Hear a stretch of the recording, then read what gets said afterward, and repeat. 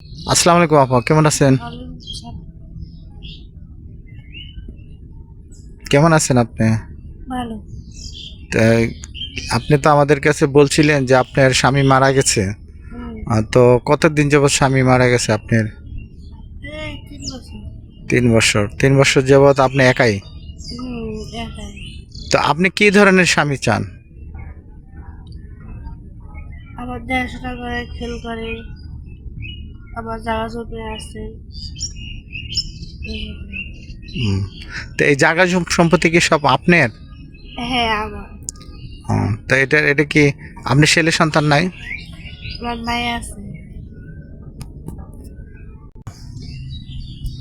তো আপনার কি ছেলে সন্তান আছে? আমার কেউ নেই। তো এই যে বাড়ি, এই যে জায়গা, এগুলি কি আপনার নিজস্ব নাকি? হ্যাঁ, আমার নিজস্ব।